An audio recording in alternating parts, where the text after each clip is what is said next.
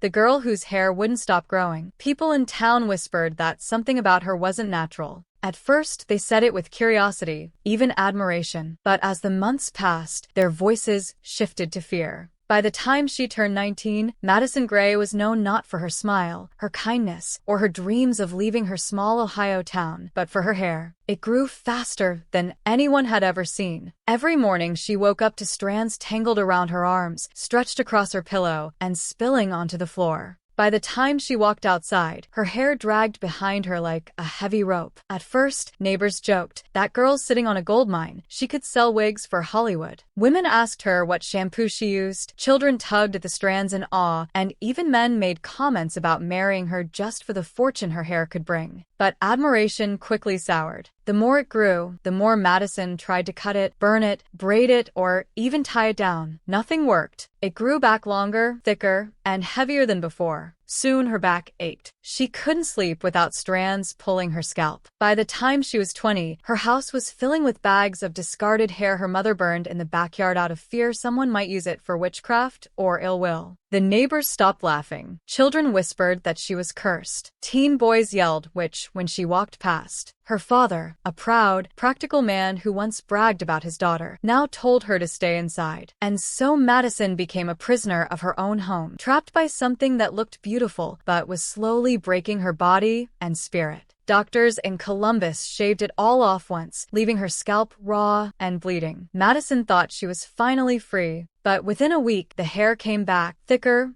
darker, faster than before. The doctors had no answers. Specialists shrugged. Her family began to fight constantly over what to do. One aunt said she needed a priest, another suggested an herbalist, and others muttered about clinics overseas. But no one wanted to pay. No one wanted to be responsible. And in the end, everyone agreed on one thing: hide her. Then one afternoon, a knock changed everything. Two strangers stood on the porch, sharp suits, expensive shoes, faces blank. The woman carried a black folder. The man bowed politely. Madison's mother hovered nervously as the woman opened the folder and revealed a photograph of Madison walking downtown, one Madison had never posed for, never even seen. "This is you," the woman said flatly. "The world has already seen it too." They explained they worked for an international company specializing in hair products. They had seen many things, but nothing like Madison. They wanted to employ her. They would pay her handsomely, house her in luxury, and send money to her family. But most importantly, they promised to cure, eventually. At the word cure, her mother's eyes filled with desperate hope. But Madison shook her head. "I don't want comfort. I don't want money. I just want it gone. All of it." The woman's polite smile never reached her eyes. "Yes, of course. That is possible, but only if you sign a contract. 2 years. In the meantime, we take care of everything."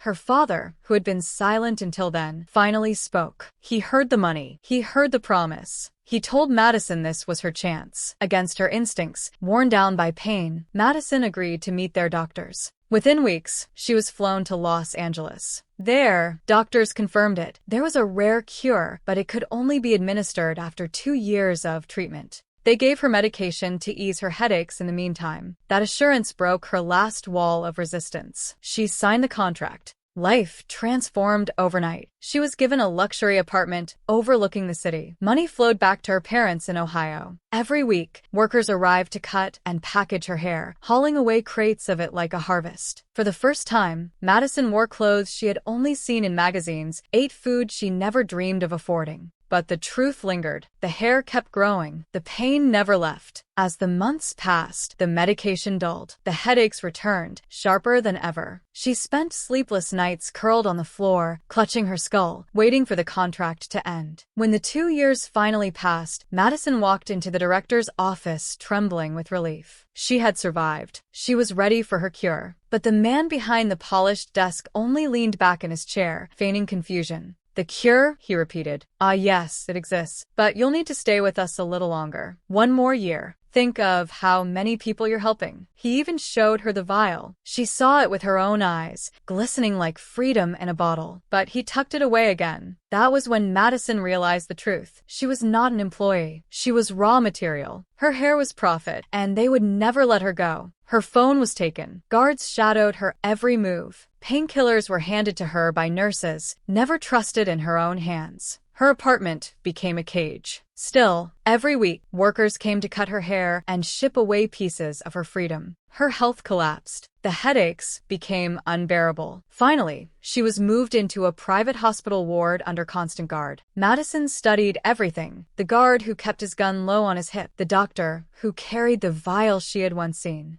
She knew she had weeks, not years. One afternoon, she let out a scream so piercing it rattled the walls. The guard rushed in. In a single desperate movement, Madison snatched the gun from his belt and aimed it steady. Her hand shook, but her voice did not. She forced the guard and doctor into the secured office across the hall. "Give me the cure," she demanded. The doctor trembled as he placed the vial in her hand. Madison drank it in one swallow, the gun never wavering. The world tilted violently, and darkness swallowed her before she could feel relief. When she woke, the air was warm and familiar. Voices called her name with Ohio accents. Somehow, she was home. The company had discarded her the moment she became useless, shipping her back quietly. Her parents wept when they saw her. Day by day, her hair fell away. Strands shed until her scalp was smooth. For the first time in years, her head was light. The headaches were gone. She stood in her backyard, the same one where her mother once burned her cut hair, and felt the wind on her bare head. She had been treated like a commodity, but she was still standing. Madison knew one thing now: beauty was never in the hair, nor in what the world wanted to take from her. It was in her survival, her strength, and the freedom she fought to claim.